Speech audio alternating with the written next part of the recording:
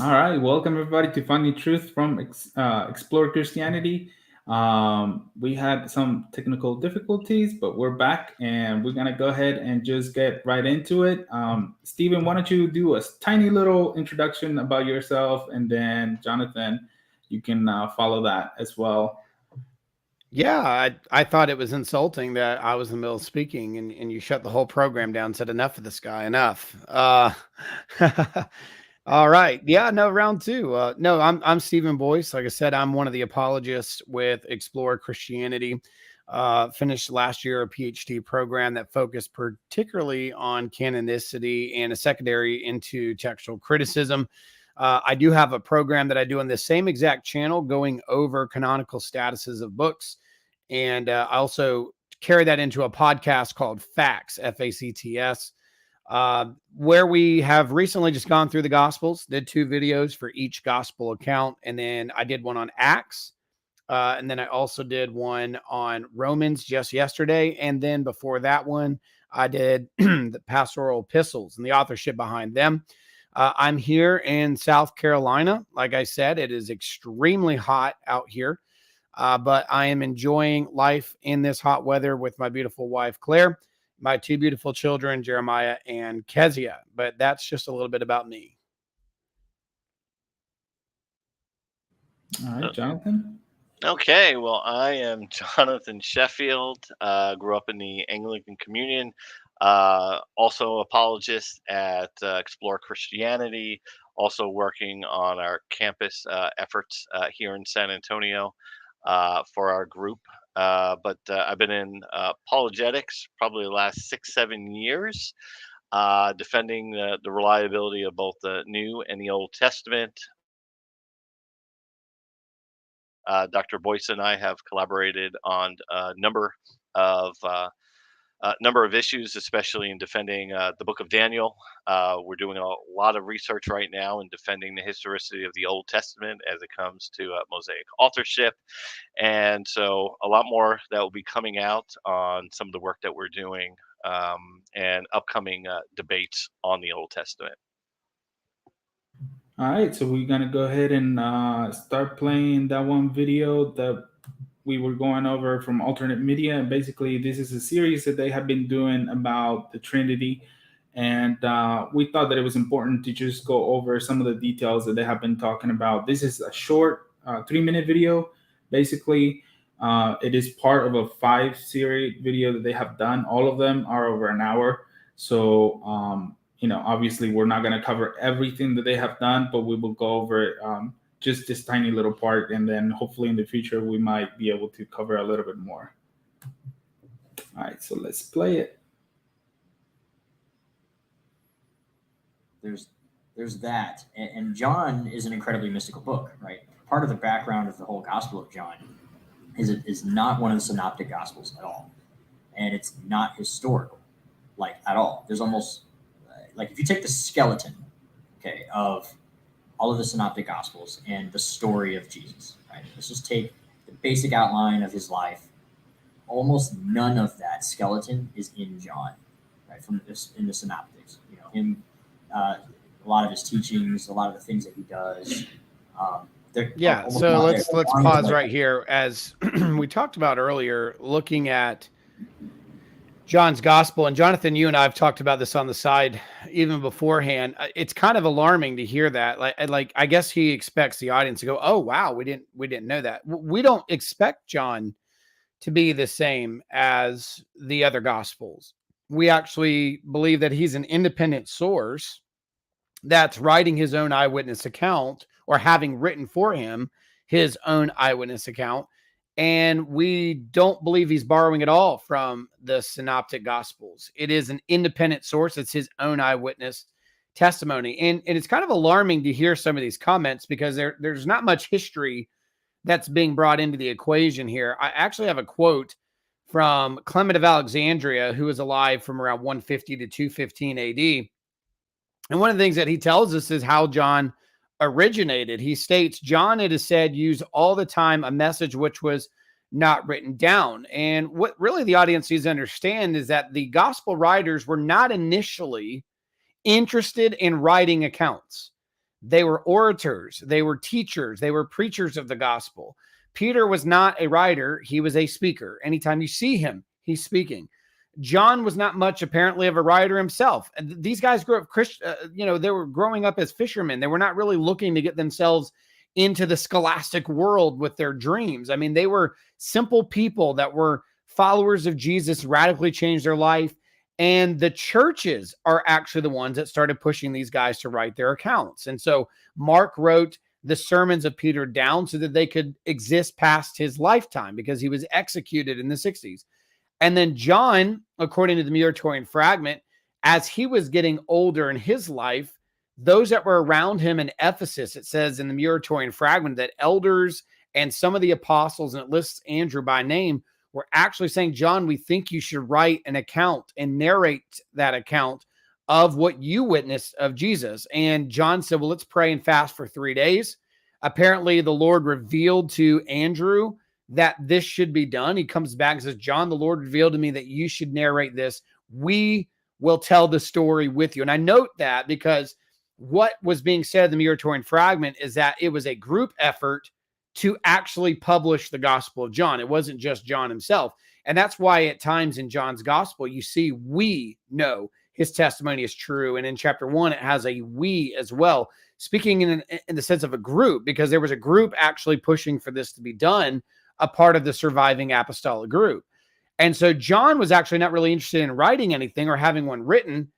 And so they were like, well, let's have you narrate one. And so there was actually a written account done by professional scribes, likely there in Ephesus, to put this account together. So his message was actually an oral tradition that was being taught for years before it became written. But they realized something. The apostles, after they die, their message dies with them. But if we can get it in documentation, their legendary stories will continue through the ages. And they have. They've lasted 2,000 years almost. And then it goes on to say, at last took to writing the following cause. The 3 gospels, which had been written down before, were distributed to all, including himself. So this is what Clement of Alexandria is telling us. John had access to the other gospels. He had the synoptics on hand. And according to Clement, it is said that he welcomed them and testified of their truth. It's not like this writer of John didn't know anything about the synoptics and well, man, I forgot. I should have followed their lead over here. He was very familiar and even gave testimony to their realities and truths and said, these accounts are true. But said that there was only lacking to the narrative, the account of which was done by Christ at first, at the beginning of the preaching. Now, here's the thing that he also said in the video that I found extremely interesting. He said that John isn't historical, like at all. It is probably the most chronological of the historical narratives of Jesus's life. Papias tells us that Mark actually wrote down Peter's sermons for him, and they were not in a particular order. They were not orderly accounts. But John took upon himself to start with the very first miracle and actually gave chronological order to Jesus's miracles. It says that he turned the water into wine there in the wedding of Cana. And so this is the first of Jesus's miracles that glorified himself. And then it says this is the second. He's actually doing a chronological history of the life and ministry of Jesus. As far as the differences go, that's where Clement gives this last line. They say accordingly that John was asked to relate in his own gospel the period passed over in silence by the former evangelists. They actually wanted John to not follow what was already being published because they already had 3 of those accounts. And I know that Jonathan and I actually agree with this, that predominantly the main eyewitness testimony behind the other 3 gospels is based out of Peter's eyewitness testimony. I happen to believe Mark's Greek gospel was first. I know that Jonathan and I have different semantics of this, but either way, we both conclude that the summary and the main eyewitness testimony behind the 3 synoptics is really based on what Peter's testimony was. And rightfully so. Peter was one of the 3 of the apostles. He was there in the inner circle with Jesus, but there were 2 other guys in that inner circle too. James, the brother of John, who died and was executed very early on in the origin of the church. So that leaves you John, who has another perspective here. And the elders in Ephesus believed that it was time that John filled in some gaps, the times that are passed over in silence, as Clement says. And so John is not trying to follow the synoptics, and he doesn't need to. Luke, on the other hand, would have needed to do this. Luke was somebody who was not there. Mark had to go off of the dictation of Peter because he was not there. Papias said he neither heard the Lord nor he saw him. And then you have Luke, who as well never heard him nor saw him. He went to the eyewitnesses and published under the authority of Paul a gospel with Peter's main testimony from Mark, in addition to what he learned from those in Antioch and Jerusalem when his visits there. And he published a work on the basis of their eyewitness testimony. So he could not give an independent source in of himself because he wasn't there. Whereas John was there, and he was there at events that were far beyond anything that anybody else could have known. For example, when you go to the story of the tomb, 2 disciples ran to that tomb. Peter ran there and John ran there. So Peter had a viewpoint, John had a viewpoint.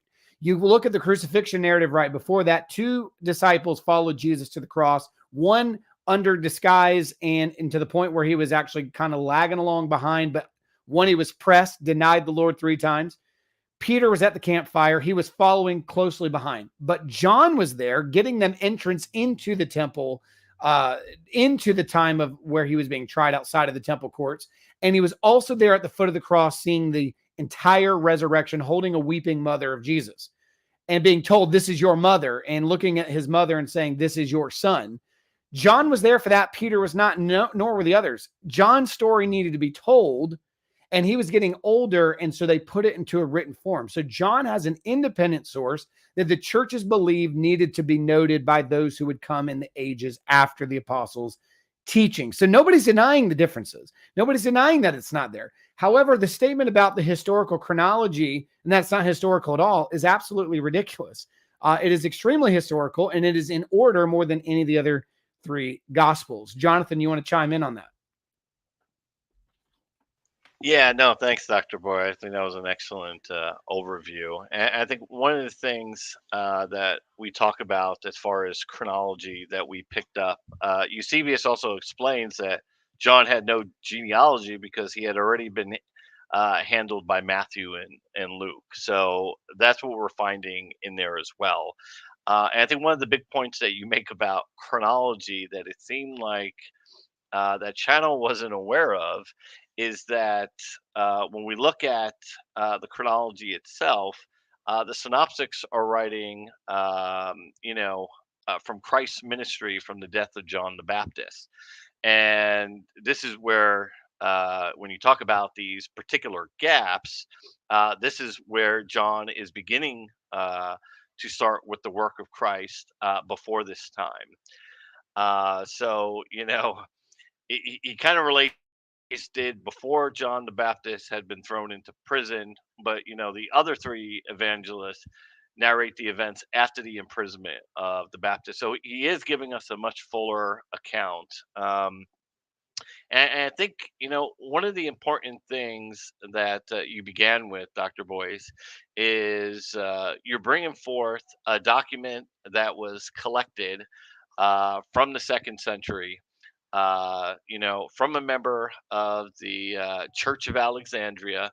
What we do know from Eusebius is that the Gospel of John was read in all churches, and we have a relevant witness from the Church of Alexandria giving us a document of the historical reasons why he went out. And I think what we find in this chapter too is not only does Clement go over why John wrote, but he explains why Matthew wrote, why Mark, he touches on Mark a little bit and goes into why Luke wrote his gospel. So I think one of my concern here in looking at the comments made by these commentators is there's no foundation for any of their assertions, whereas Dr. Boyce, you're bringing in an actual document from the ancient world from a relevant witness that would have this information, which actually answers this question, which kind of begs the question, are they even aware of this document? And are they actually familiar with Eusebius church history, which actually addresses all these questions that they were bringing up? And I'll pause there for you, Dr. Boyce. Yeah, and I think at the end of the day, again, what Jonathan and I are saying is John was an independent source. He was giving his own eyewitness testimony, and even the early churches like Clement or Eusebius, who's a court historian, and there's others. Irenaeus testifies of all these things. And Irenaeus has quite an opinion, and he should, because he was trained by a man who was trained by John. He was trained and left at his location with the guidance and the instruction that he learned from Polycarp, who was the bishop of Smyrna, who was commissioned there by John the Apostle himself. So naturally, you would expect that somebody that close to John would have had a lot to say about the Gospel of John. He did, and so did Tertullian and others. So they all have comments. And again, we even have the Muratorian fragment, the anti-Marcionite prologue. All of these things attest to John as actually being an independent eyewitness from his viewpoint, and that it was actually a group gospel. And I think it's ironic, because when you look at the Muratorian fragment, for example, it says that other of the apostles were there. And what is the first apostle that's mentioned in the Muratorian fragment? Andrew. Who's the first apostle that's on the scene with the anonymous disciple that, if you follow that trail all the way through the Gospel of John, it's the disciple who Jesus loved? It was John and Andrew who met Jesus first, and it was Andrew that brought Peter to Jesus. These are the scenes that what John's gospel covers, those gaps that the others don't, and they couldn't. Of course, if Mark's based on Peter, Peter can't tell you what happened before Andrew came and brought him in. If it's based on what Luke investigated from the others, he's following also Peter's lead there through the Gospel of Mark, following Mark. If they're following that trend, they're not going to know. None of the other apostles are going to know what happened with John the Baptist and in their first introduction to Jesus, where he said, "Behold the Lamb of God, which takes away the sin of the earth, the world." And then they spend a evening in the tent with Jesus. Only 2 disciples were there and could tell that story. The anonymous disciple, who ends up being the disciple who Jesus loved, because he's using good first century biography work, not including himself or his name. He just uses a cryptic name in order to give himself credibility as the writer as well as the author, but also not giving away his position to steal the limelight there from Jesus, who he's writing a biography of, which is, again, consistent with first century writings. But in that, he gives himself this code name, and it is him and Andrew that are there first. And he tells Andrew's story. John tells stories of the other apostles that were not told in the synoptics. He tells Judas not Iscariot. Judas not Iscariot gets no speaking points in any of the synoptics, but he gets one line speaking point in John's gospel. Thomas gets an entire experience story of what happened with him and Jesus after the resurrection that are not in the synoptics. John gets to tell the story of Nathanael that are not in the synoptics. He gets to tell the story on the other group. And again, I think it was a group effort to make the Gospel of John. I think John was the main narrator behind it with his main eyewitness testimony, but I think he brought in his friends and their stories and published it with their stories. And that's why you see the story of Nathanael. That's why you see the story of Andrew. You see the story of Judas not Iscariot. You see the story of Thomas, because he was able to publish that because he was there and he knew these men and they were there with him, and they were trying to get the message out and to cover the things the synoptics did not cover. So yes, there's going to be a completely different platform when you have that set up versus what the synoptics were going for. All right, so we're going to go ahead and play a little bit more of the video, and we can do that now. Black sheep of the family, just it's a completely different set of record. It's not multiply attested. It's incredibly mystical. It's really late in its writing, and it doesn't even attempt to be a historical recording of Jesus' life. Okay, we're gonna stop there again. We're not even gonna let him get one sentence in here. So it's not early attested. It's late. Well, yeah. Jonathan and I differ on this a little bit. Jonathan would place the Gospel of John somewhere between 68 and 70, I would imagine. I placed John's Gospel between 80 and 90 AD. Jonathan, is that about the right year? Am I speaking well of your date? Yeah, I think so. I think, one of the main points I focus on is, can sort of understand the time that John was at Ephesus, where it was published, where he spent his time before his exile.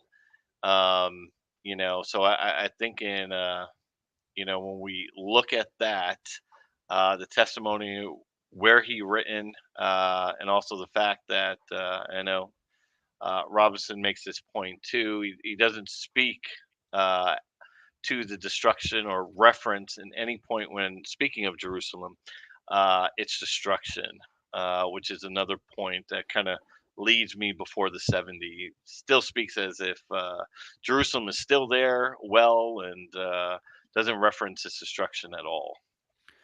Yeah. So, and obviously he and I differ. We've had fun conversations on the side about that. And my main statement is he's telling a story of the past before the destruction, isn't interested in the destruction. But I think we would all. The attestation, I think, is where we would both agree. And I think you brought up. And it's fourth. Yeah. And it's the fourth gospel. Yeah, and I think there's no dispute on this. Eusebius mentions that it was read in all the churches. There really wasn't any doubt that it was the fourth gospel published. The other common historical point is it was published at Ephesus. So from all the relevant witnesses, we have that. And we have common history.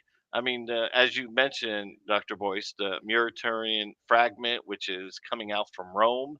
We have Clement of Alexandria, another witness of an apostolic church in the 2nd century. We have Irenaeus at Asia Minor. And once again, Irenaeus has great credibility in the sense that the person who taught him was trained by John the Apostle and appointed there. So we have very similar testimony in North Africa. So the Tertullian. So the history is common. It's well attested. So I'll let you kind of move on from there. But no, and you're right. Yeah, it's not one location. You have Egypt, you have Rome, you even have the Anti-Marcionite prologue, which we don't know even where that potentially came from in of itself. There's theories behind it, but yeah, I mean, you got the East, you got the West, you got the South. I mean, every church level by the 2nd century has an entire story of how John's gospel came into existence, and they're all saying the same thing. If you read Irenaeus' story of how John came into existence, it is very in line with what was said in the Anti-Marcionite prologue. And if you look at what's in the Anti-Marcionite prologue and you go down and you read what Tertullian says, they're saying the same thing in North Africa. It's not a different story about how it came to be. And to say that it wasn't well attested early on is a little bit mind-blowing as well. And I've demonstrated this in my doctoral work and my research from Codex H, which has some of the early church documents, including the most famous one in that manuscript is the Didache. And the Didache is 1st century. I would place the Didache between 90 and 96. Some actually would go a little bit earlier than that. I personally would not. But 90 to 96 AD, the Didache actually quotes from John's gospel. So you have a 1st century document claiming to be from the apostles, which quotes Matthew almost 30 times by itself. But there's this one time it does include a Johannine citation into the 1st century, quoting from John's gospel. Then you have Ignatius, who was writing in his letters, and he mentions John chapter 3, the very famous story when Jesus is having a conversation with Nicodemus. He tells the church at Philadelphia when he's writing, because remember, he wrote these 7 letters. I believe there's 7 authentic letters from him. He's on his way to be executed. He writes a letter to Polycarp. He tells Polycarp to publish these letters for him. He goes to the Colosseums. He's executed and killed. In his letter to the Philadelphians, he quotes John 3:8, where he says, "For he knows where it comes and where it goes," talking about the wind, which is in the story of John 3 with Nicodemus.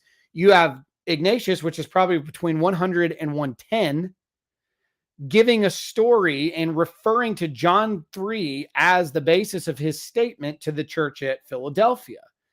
So it is early attested. It is quoted. It is aligned with all these apostolic fathers. It is in the patristic writings. And it's in the 1st century. It's in the earliest parts of the 2nd century. And again, I happen to believe John's between 80 and 90. And if that's the case, and the Didache is between 90 and 96, you're talking about as early as 5-6 years and is up to 15 years before it's already being quoted and circulated by documents from apostolic people. And then you go to Ignatius, which is just a few years after that. Okay, let's just say that John's gospel is 68 to 70 AD. Jonathan and I would agree the apocalypse is probably later than that. And John was alive at the turn of the century. Ignatius was alive the same time John was alive. And in that distribution, as he's writing his letters to be executed on his way to Rome, he's quoting from a living apostle that was either just had died or was alive in his lifetime. He's already attributing works to his apostolic text. So it is early attested. I'm not sure where they're getting that information from. It's just not accurate. All right. Let's go ahead and share the next one. Give me 1 second.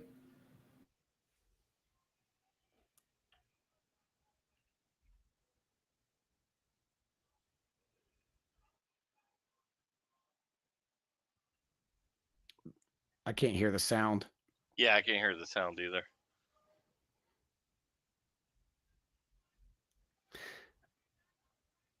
The sound's not there. You got the sound on, Santi? It should be on. Let me see. It might be because you muted your mic. I don't know. Okay, let me go back real quick.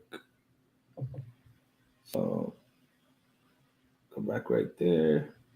Of Jesus' life, it seems to be more like a record of theology, a way of thinking, but written in the way that history was written pretty commonly back then. Basically, a lot of what's said in John that is attributed to as though Jesus said it himself, it's likely he didn't say those things verbatim like that, but rather from John's perspective, that's what he meant to say. And so he records what he got out of that. Okay. All right. So hold tight right there. Right. That is actually not an inaccurate statement. In fact, Clement of Alexandria again helps us with this dilemma. Clement wrote, "But John, the last of all, seeing that was bodily set forth in the Gospels on the entreaty of his intimate friends and inspired by the Spirit, composed a spiritual gospel." Now, these guys are wrongly defining what that is meant. And maybe they're familiar with that terminology, and that's where he's coming up with the term mystic or this spiritual idea. But I love what Burskog says about this. He says that the eyewitnesses were as much interpreters as they were observers. And you find this consistent in the writings of John, where you do see John coming along and he is listening and he's observing and he's paying attention to what's being done in the scene.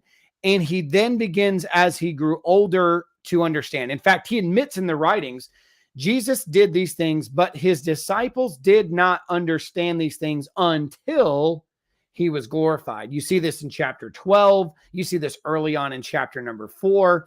You see these terminologies used by John all the time. The disciples did not understand these things until he was glorified. So yes, John was, in a sense, not just a recorder or an eyewitness, but he was an interpreter of what he was seeing. Now, the question is, and Jonathan, this becomes an issue of apostolic authority, is if John is writing this, does he have the right to interpret what he saw and understood as being trained? Because Jesus ultimately was not just trying to give them some storylines to tell later. In fact, this is brought out in chapter 14 of John. Jesus went so far as to say that when you get to a point, the Spirit, the Helper, the Paraclete will come to you, and he will bring back to remembrance things that were said and that were done. So the Holy Spirit was told to them that he would come and help them and bring back to memory these things. But there's multiple times where the writer is admitting, we didn't understand this at the time. At that time when this was said, we didn't understand it, but then we did understand it later, because then it was brought to light. So there was a message that Jesus always had for them. He was trying to tell them, he was trying to teach them, but in the blindness that they were experiencing due to little faith, and how many times did Jesus say, "Oh, you have little faith"? because they weren't understanding what he was meaning. It wasn't that they were just trying to understand what he was doing. Jesus was trying to get them to understand what he also meant in by what he was doing. So yes, John was interpreting what Jesus was doing because that's what Jesus was trying to get across to them the whole time. And they didn't get it until after the resurrection, until after his glorification. Then the things that they saw began to make sense. And now they're able to write with authority, and I'm using that word carefully, authority to interpret what Jesus said, because they were commissioned to do that very thing. That is part of the apostolic role. Jonathan, you're a great Anglican. Why don't you chime in on that aspect of, did John have the right to interpret, not only tell what Jesus did, as Burskog said? Yeah, no, I think you hit that point right on the head. And I think what we see from Eusebius as well, that they really didn't aspire to represent the teachings of the master, Jesus, in a persuasive or artistic language, but they relied on the Holy Spirit to help them in this regard. Now, so from his standpoint, just like any other witness, they're writing from their vantage point. Now, given, he obviously did have help in this. He did have his scribes, and obviously people in Ephesus. I think one of the things that this commentator brings up is like he's bringing out a theological work, and I think it's important to understand that he was at Ephesus. The great schools of Ephesus and philosophy. So obviously there is going to be sort of this philosophic or theological theme. You got great scribes over there. So this is what we would expect to see, obviously, if something's bringing out this. But yes, as an eyewitness, as someone being commissioned, he was appointed to write this. And what we've seen is that this work was not only received, but read in every single one of the churches. And so he did have the authority to do this. We also see that all the other churches read this gospel as well. So they accepted it as well. So, I mean, this is read in the Western churches and the Eastern churches and the Aramaic. And there was never any dispute about this. So, in terms of style, from the vantage point of John, where he's writing from, everything is consistent with the testimony that is being said. That's a great point, by the way, about Ephesus being the academic institution of the Greco-Roman Empire of that time, dealing with the main headquarters of education and thought and philosophy. Yeah, he's going to be writing to the immediate audience that he is going to be giving this letter to and this narrative to. And his scribes probably helped him with that. Again, I mean, John was probably more of a, he's probably that old man that tells the same stories 500 times over and over again. And he's got professional scribes that are coming. And I think that's probably the way this went. John was an elderly man. And, and there's been many studies, I actually want to bring this up. There's been many studies that talk about, well, could somebody that much long later, because they just kept bringing this up in the video. Well, this is later. And it sounds like they don't believe John wrote it from my perspective of listening to them. But even if it was John later in life, the criticism is, well, he would have been too far removed. He wouldn't remember that. It's like, wait a minute. Okay, I have a grandfather that's going on 80 years old. And before that, on my dad's side, I had a grandfather who lived into his 90s. And they had the highlighted stories of their life from the time they were kids, teenagers, where they told the story. And you knew when you went to your grandparents' house for holidays, you were going to hear the same story again and again and again, the same way. You can retell the story yourself after it's done. And many of you in the audience know what I'm talking about with your family. You know the jokes they're going to tell, the pun line, everything because you've heard it over and over and over again. And they're doing that into their 70s, 80s, and 90 years old. John had been telling these stories his whole entire life after meeting with Jesus. He was not going to just, oh man, I forgot all about that kind of ordeal. He's telling the same stories over and over again. He wouldn't have forgotten that. Jonathan, go ahead. You were about to say something. Yeah, and I think and that's an excellent point that you bring up, and because I know that's sort of the counter narrative. How much would he have really remembered? But we do have a document from Irenaeus, and Eusebius publishes this, his letter to Florinius, and it talks about who Irenaeus at this time, writing in 180 AD, is much older himself, recounts how in his early age he remembers Polycarp, who was an eyewitness to John, explaining in specific detail how much he remembered and how much Polycarp would talk about all this stuff that John remembered and all the stuff that they had been taught by the apostles. And so we actually have an ancient document from the second century that speaks to how well they did remember. And Irenaeus talks about how he remembered this from his youth.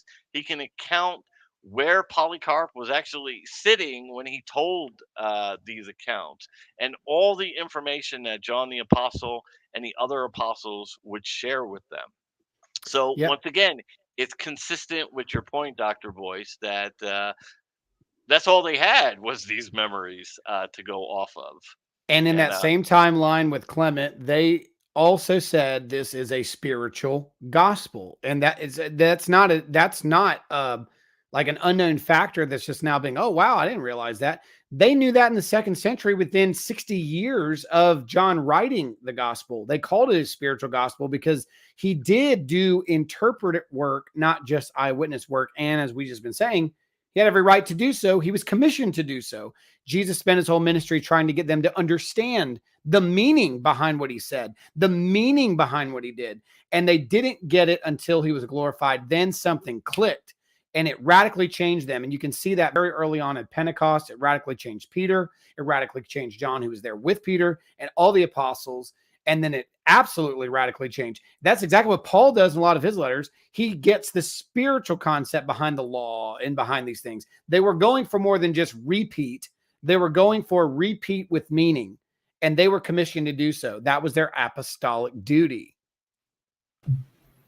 All right. And one of the things that I was thinking about is, and it is something that you guys can think about for the end of the show, is why is it that a lot of people like to attack the Gospel of John out of all the other ones, even if they come from different groups and they, they will say, oh, we're Christian, but from another sect or something like that. Like their main point is almost like always to attack the Gospel of John. So I for think its that's theology. fair. Because of its theology. It's very obvious, and we're only like 30 seconds into their clip, and they have 5 entire videos. They have an issue with the theology. I watched them do a video early on. Actually, Dr. James White responded to their interpretation of John 1 and totally dismantled their interpretation because they were trying to get into the Greek, and I'm not trying to be unkind, but they butchered it so badly. And Dr. White demonstrated that in his video. So they're trying to go after, well, this is an interpretation. This isn't what Jesus was actually saying. That's what John thinks Jesus was saying. And again, I don't think they actually think John did it, but they're going off of this is an interpretation of what it said. We don't know if Jesus actually said that or not, or if that's just John's opinion of what Jesus said. And again, there's so many things in there that indicate to me that the issue with John is the concept of his deity, which I find is ironic. And Santi, you know this, you were actually at a apologetic conference with Samuel Neeson from the country of Malaysia with me here in South Carolina. And Santi Santi, you heard Samuel do a wonderful job of showing the deity of Christ in the synoptics. It's not like, well, the whole entire doctrine of the deity of Christ is completely hinging on the Gospel of John.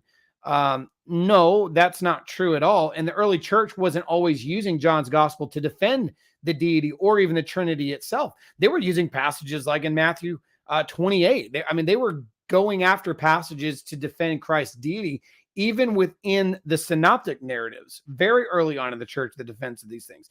So it seems to me like the main issue is the theology, as if that's the only gospel that has that theology. And that's been dismantled over and over again. But that's what I believe is happening here. I don't know about Jonathan's view, but that's exactly what it looks like to me. Yeah, I think this is where the center of attack really comes into. They sort of look at John's gospel as a theological evolution or enlightenment of the others, a sort of, you know, and I think this is where they begin with the fact that, oh, it's so different. It's not covering the same time frame. He's really covering other sections that are not found in here, and so they're trying to place discredit on it. But I think the underlying foundation is, as Dr. Boyce stated, it's the theological persuasion, because it's very clear in John. But once again, he's writing to a specific office, in a sort of theological rich community. In a way that they would understand. So we obviously understand the literary design, but speaking on this particular issue, so I think it was key for him to do this. But the central issue is the theological foundation that makes up John. There's no escape from it. You can sort of try to navigate an argument, around Mark, and how they do with the other synoptics, but it's very clear what's being stated in John. And John, as Clement and Eusebius tell us, wanted to convey some of the things that are left out and be a little more specific on these things and convey in a manner that the height of the education of the Greek world would understand. All right. Well, let's go and try to play a little bit more. All right. Let's see. And this is, go ahead. Right. This is also another one of those instances where John is the only book that records this statement, as far as I'm aware. It is, yes. Yeah. So this is a conversation that So what? the other authors of the Gospels were. I mean, so what? I mean, he's an independent witness. He has every right to make a statement about what he heard. You do realize Luke is the only gospel writer to tell the story of the Good Samaritan. He's the only one. Matthew doesn't tell the story. Mark doesn't tell the story. Do you realize that Luke is the only one to tell you the parable of the lost son and the prodigal son story? So what? That doesn't mean it's not true just because they're the only one that says it. There's things in Mark's gospel that are not in Matthew's gospel. There's things in Matthew's gospel that are not in Matthew or in Mark or in Luke. What's the point? What are we getting at here? I don't understand. Again, this goes back to what is the basis of these texts to you? Do you believe they came from the apostles or the eyewitnesses themselves? There are different views of this. I understand that. I mean, you have guys like the Anglican that I wish the Anglican on this panel would become more like, Richard Bauckham. Jonathan's inspiring to be him eventually, we hope. But Richard Bauckham, the wonderful Anglican, he doesn't actually believe that John is written by John the Apostle. He believes he's written by John the Elder. Now, I don't necessarily agree with him, but Bauckham is brilliant, and he demonstrates in Jesus and the Eyewitnesses a tremendous defense of the eyewitness testimony. But here's what he does believe. It is written by somebody who was there. Now, again, it really doesn't matter to me. It really doesn't matter to me if John's the only one that says it. No more does it matter to me that Luke is the only one that records it or that Mark is the only one that records it. It doesn't matter to me. The question is who originated this statement and said, Jesus said this or Jesus did that. If it's Peter, then I'm going to take his word for it because he was there. It doesn't matter if Luke didn't decide to record it. It doesn't matter if Matthew didn't decide to record it or John didn't decide to record it.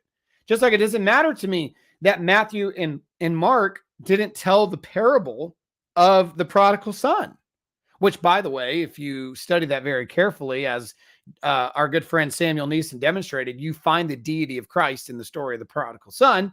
But in that story, it is only Lucan. But he got it from the eyewitnesses because he wasn't there. So it doesn't matter. He got it from his investigation and he found it fitting to the audience he was intending to write to and give to and publish for the teaching of Paul's ministry. So this idea that, well, he's the only one that said it is totally irrelevant if the guy was there. It doesn't matter. You don't need 500 people to say it for it to be true. If the man was there and he heard Jesus say it, that's all that matters. Sorry, I got a little excited there, Jonathan, but you can chime in on that too. That kind of thing just bothers me. Like, as if the other synoptics don't have individual citations that are unique to themselves. Like, of course that happens. Yeah, and I think this is one of the points that John Chrysostom makes, which shows the independence of the record, that they weren't conspiring together on these accounts. This is what you expect to see in witness testimony across the board. And John Chrysostom, in his opening prologue to the Gospel of Matthew, makes this very point. Because when we're looking at these accounts, and when we look and we see that there's a lot of things consistent, but there are differences, which shows that they're independent of one another. And this is what we expect to see in any normal court of law. The main life, or the birth, the life, the death, and the resurrection are all common with these narratives, the resurrection accounts. There are so many aspects of what we expect to see in witness testimony is these main elements agreeing. But what further John Chrysostom talks about is the evidence of their independence is quite shown, because what you expect to see when you have a conspiracy or someone colludes together is everything is the same. And here we have these noticeable differences that you expect in witness statements that are writing from different perspectives. And as Dr. Boyce mentioned, they're writing to different audiences. What is going to appeal to different audiences? Obviously, Matthew to the Jews, John to the people at Rome, or John Mark to the people of Rome, from Peter's sermons. Paul, Luke to the Gentiles, and obviously John has a specific design to capture. So we see the independence, we see the different approach and who their audiences were, and this is what we expect to see, which goes to the matter of truth. It shows the independence and the agreement in these accounts. And this is significant. Yeah, it's significant because what you just said is so true, Jonathan. And when you're talking about these writers, Luke is going after a more Gentile people because he's traveling with Paul to the Gentiles, who's the apostle to the Gentiles. And so he's going to tell stories that are significant, because the whole entire narrative of Luke is that Jesus is going after these undesirable people. He's going after the Samaritan. He's going after the maimed and the lame and the dumb and the blind. He's going after women to heal them and cast out their demons and let them become followers. I mean, what was being given by Luke, who's going after Gentiles, saying Christ came to go after people that were once undesirable or despicable to society. The gospel is for you. Naturally, he's going to hone in on stories that are relevant to Jesus, trying to include the outside. And then he even gives parables to this. Like, you have this guy named Lazarus in chapter 16 of Luke, who is an outsider. He's somebody that was not a part of Abraham's descendancy, but of one of his servants' descendancies. That same name for Lazarus there, used in the Septuagint going back to Genesis. But he's in the kingdom, but a child of Abraham is not. A Jew is excluded in Luke 16, but an outsider is resting in the bosom of Abraham. This was a gospel to the outsider. So naturally, Luke's going to follow that kind of a story more than Matthew, who's writing to a predominantly Jewish congregation, and Mark, who's just simply recording an oral tradition sermon of Peter telling the life and ministry of Jesus in a very cut-paste way. John is, on the other hand, coming in. He's dealing with other elements, which is, again, why I personally believe it's a little bit later. He's dealing with Gnosticism that has now come into the church. He combats it in 1 John. He has to deal with it at the beginning of his premise in John 1, and then he also deals with it in the theology in itself. Remember, and you mentioned this, Jonathan, a minute ago, Irenaeus telling stories of Polycarp. One of the stories he tells of Polycarp is when Polycarp and John were in Ephesus one day. I guess they all went to public hot tubs or something. They went to, get a little sweat in at the national, Ephesus saunas. they ran into Cerinthianism and had an encounter, and John had a meltdown about it. So John was battling in Ephesus a teaching that was diminishing the deity of Christ. So naturally, he's going to bring in, hey, I was there, as he said in 1 John, that which we have seen, that which we have touched, that which we have heard, we have experienced with our own hands and our eyes and our ears, the word of life. He's going to give you a message about who Jesus was. Why? He was there. Cerinthian was not there. He was there. So he gets to dictate what Jesus was actually meaning, because he was there and he was there by his breast. Jesus said things to him that none of us know. He was there in the audience when Jesus was doing things that were not recorded by any of the apostles. He was there when Jesus was close to him and in a close encounter to him and telling him things. He knew more about Jesus than anybody else that wasn't with him could ever hope to. So he is qualified to say the Word was with God and the Word was God. He has every right to say that because he was with the Word and touched the Word and saw the Word and heard the Word in his ministry. And his audience needed that affirmation from John because they were being torn in Ephesus between Cerinthianism and his teaching.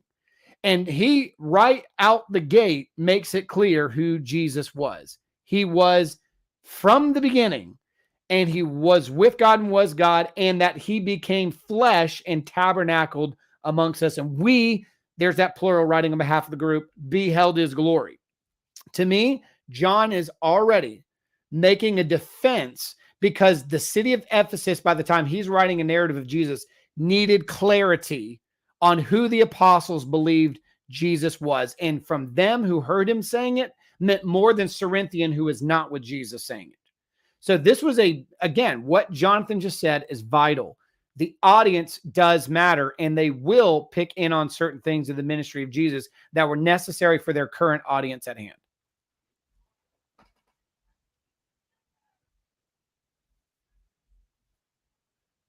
I guess we could play a little bit more of the video. We have a few minutes here. I don't think we got past 30 seconds, guys. I mean, that's pretty impressive.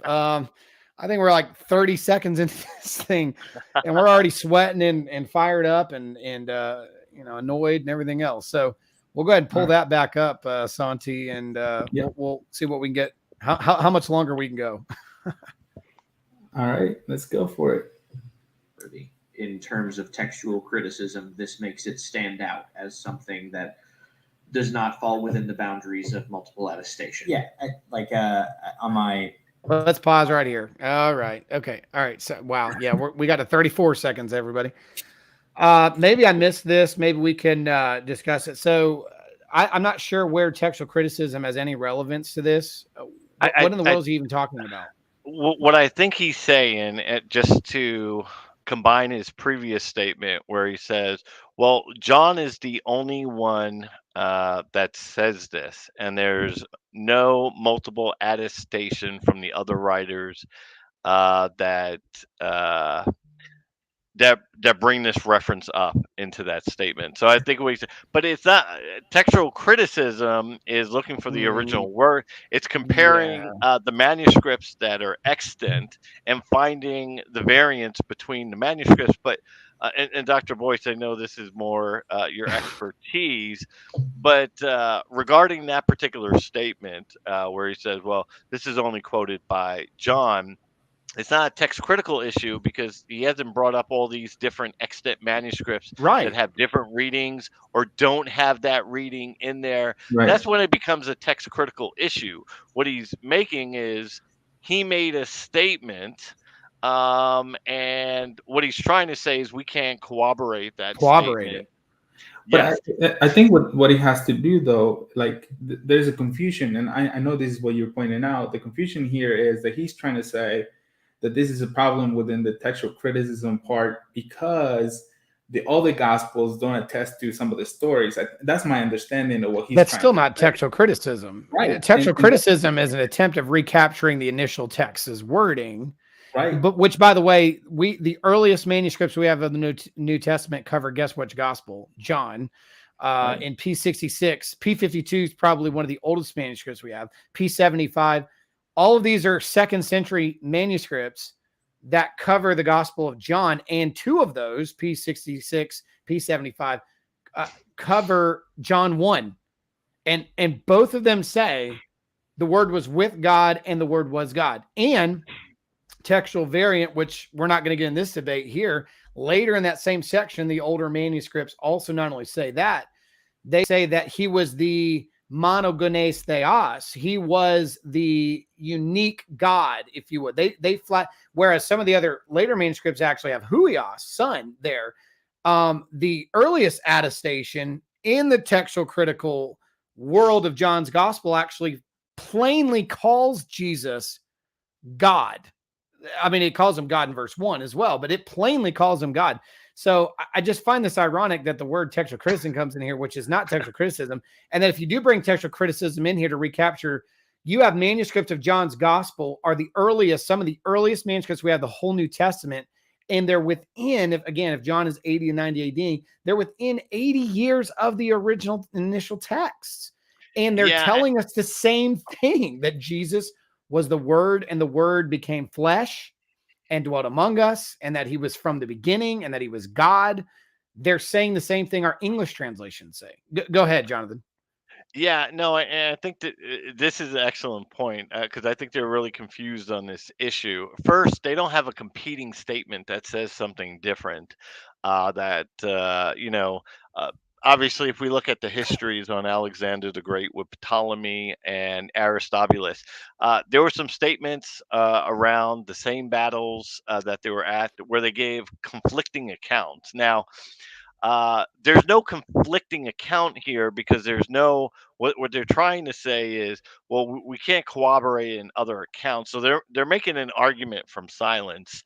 And as we've been talking about, this is not a text critical issue in the sense of, the manuscripts are pretty consistent on there. So they don't have any real known variants on this particular point. So I think what we, and maybe they're just not sure, and they're just trying to use a big word, but it's not a text critical issue at all. They're operating mainly from an argument from silence. They don't have a conflicting statement, just because he's addressing a specific issue to a specific audience that the others did not have to address. This is why he's coming out with it. So it kind of fits the context, what he was dealing with. It's over in Ephesus. It's kind of this theological masterpiece that we see coming out of the schools. But very confused by that statement that they made. And what was that? There was a comment that came up. Did you pull a comment up? Did I see a comment, Santi? Yeah. Oh, there it is. Okay. Okay. Oh, yes. So I think actually James White actually demonstrated this in that video, if I'm not mistaken, about the Caldwell's rule of John 1:1, because they were talking about the interpretation. If you read it literally, the Word was God. It was actually, and they have it, God was the Word. And then they got into the whole the part there, the article. And I hate to use the word definite article in Greek, because it's not the same way that we do articles in English, etc. But what Linguas Ammo, and I'm sorry if I just butchered your name, is saying is that Caldwell came up with this idea after studying the Greek, that the definite predicate nouns that come before a verb, how that usage is with the article before that noun, and how it is used or not used, and included or not included. He gives the entire demonstration of how in the Greek language this is a regular thing, which is why we don't say a God or the God as the JWs try to insert in their English translation, because they're not including this idea, because you have the noun there, that predicate noun that comes before the verb. That's exactly, I believe, what they were confused about in that video. And I'm pretty sure, I could be wrong, Santi, I don't know if you saw it or not, but I'm pretty sure actually James White covered that a little bit in that video too. But it's all about that. It's understanding the Greek. It's understanding the structure, these different rules, these different guidelines that we find consistency in Greco writing, especially Koine Greek. That was one of those things there. So I believe that's what is being talked about in the comment there. It's a good point. It's a great comment from the audience.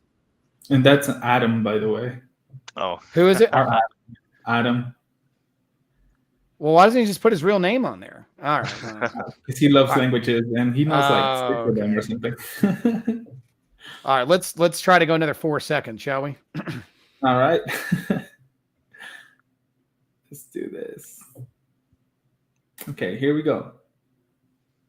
Show, my independent podcast since Studies in the New Testament, from the historian's perspective, strictly speaking, you can never say Thomas said this, because it's simply not, it doesn't meet any of the criteria that you would use as a historian to deem it as history. Oh, here we go again. One, all right. Kind of context, right? Just yeah, go ahead, Jonathan. You started off while I get my blood pressure under control here. You go right ahead, buddy. Yeah. To say he would know what a first century Jew, he has no relation to Thomas. He has no document to support that assertion. What Thomas would be thinking. Obviously, John would, as an eyewitness of that time and around those historical figures, is the perspective that we're getting from John's testimony. And until he can produce a document establishing that, well, Thomas, as a Jew, he would have never said that he was God. Well, how do you know that? What is your basis or foundation for making that assertion? Because I think what we keep hearing from them is an assertion after an assertion after assertion after another assertion. We hear terms like likely, there's no evidence, there's nothing that. So we're getting a consistent strategy of here. Just making a number of assertions. There's no basis in fact in any sort of documentation from the ancient world that would support that. Do they have a document that from Thomas that said, no, I didn't believe this? And I think that's what's happening here.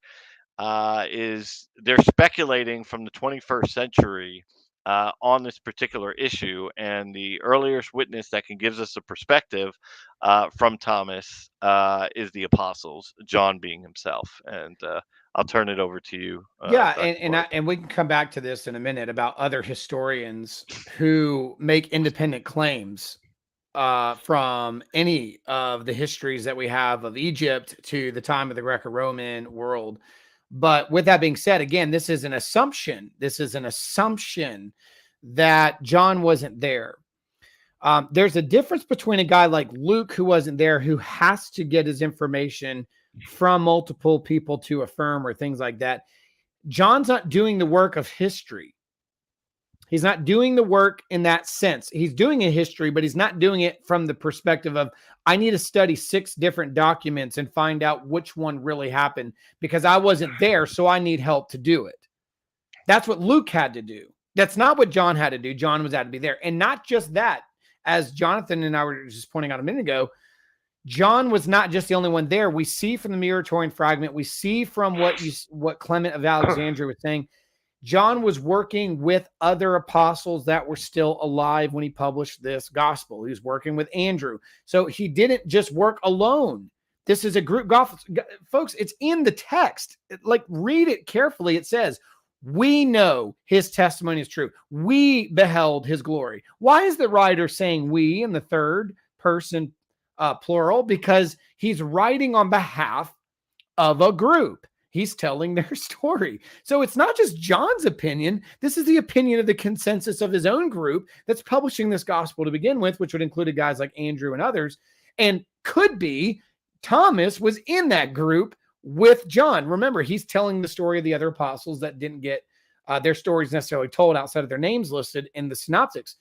But again, he was there. He's not doing the work like a historian 200 years later who has to come up with how this took place and read the research of that time and then make a decision within that research. He was in the moment. He doesn't need to do it that way. They're treating the writer of John like Eusebius, who's trying to publish a history of the church by taking the church's earliest documents and corroborating them.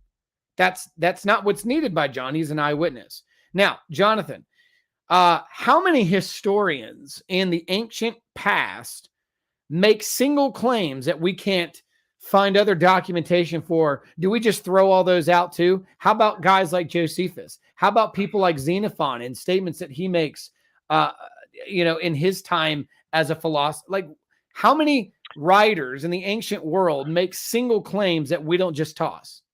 Yeah, we don't, and I think that's the fact. When they bring up historical method, we would have to throw out the statements of every ancient Greek and Roman historian, where their statements can't be corroborated. I mean, there's no narratives on Josephus. I mean, he's writing as a person, but we don't have historical narratives from any ancient author writing about the story of Josephus's life. And what we have here on Jesus is four very specific historical narratives on Jesus of Nazareth. So what we see here is over and above what we have for everybody else.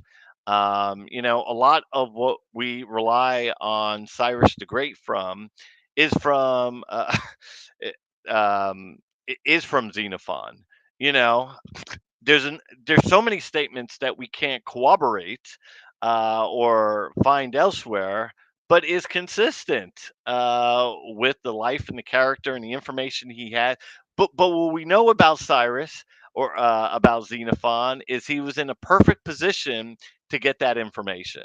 And that's what we look at. We look, Arian thought the same thing with Ptolemy and Aristobulus, two people that had been in the campaigns of Alexander the Great. And this is what we see here with John. These are one of the witnesses who had been with Jesus and the other apostles and can speak to this information. So we have a relevant and knowledgeable witness that was familiar with the events, and they can speak to that. And I think what these commentators are leaving out is they have no ancient document to refute what's being said. They are just relying on conjecture. Not even it's just speculation from someone in the 21st century that's trying to discredit the account and not bring forth any empirical documentation to support their claims. Yeah, and so that's the problem there too, Jonathan. That's a good point. It's not only, yes, we want to corroborate as much as we can. It's great. But when the Gospels usually end up agreeing with each other, they get accused of copying each other anyway. So, I mean, even when they do agree and corroborate, they're accused of copying and plagiarizing. Rather than actually working together to tell the story.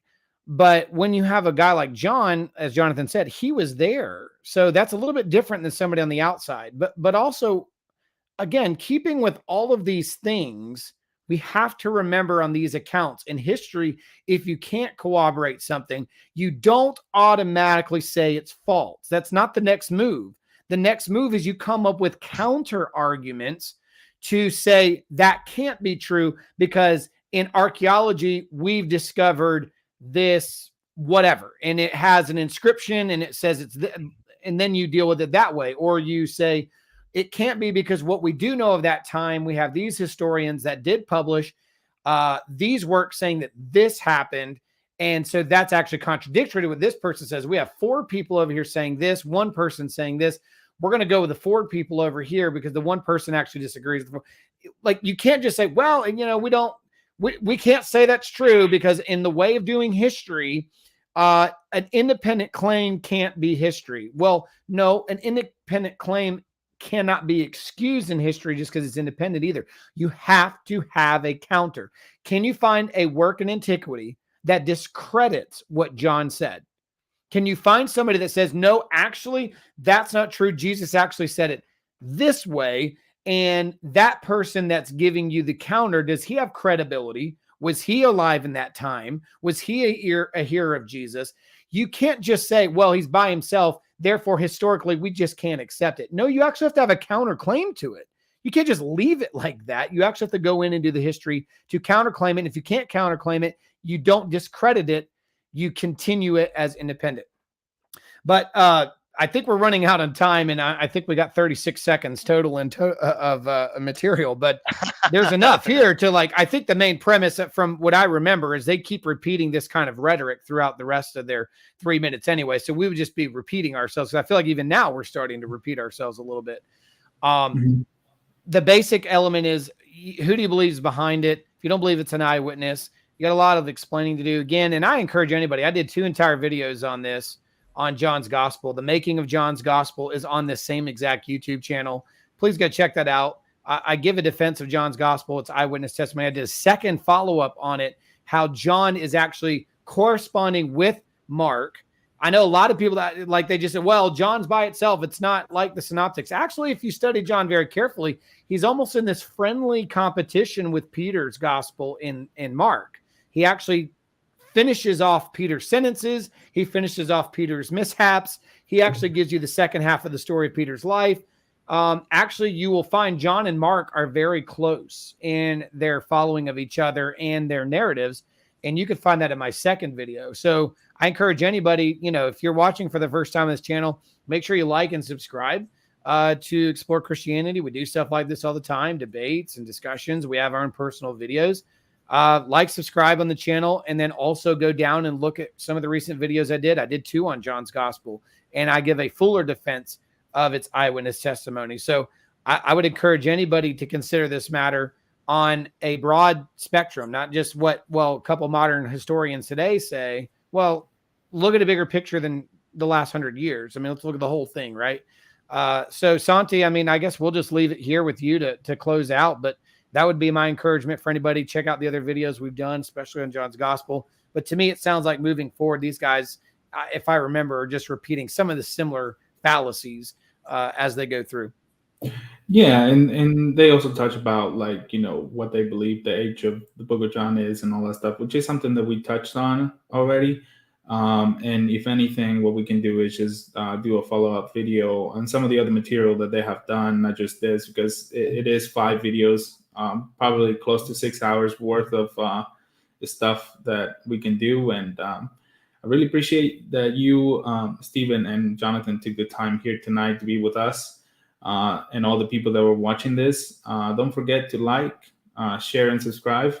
Thank you for supporting this ministry.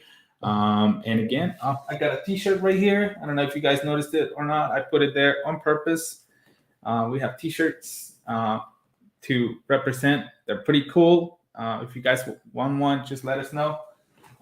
And thank you all for being here tonight. And we'll see you guys next time. Thank you, Jonathan and Stephen.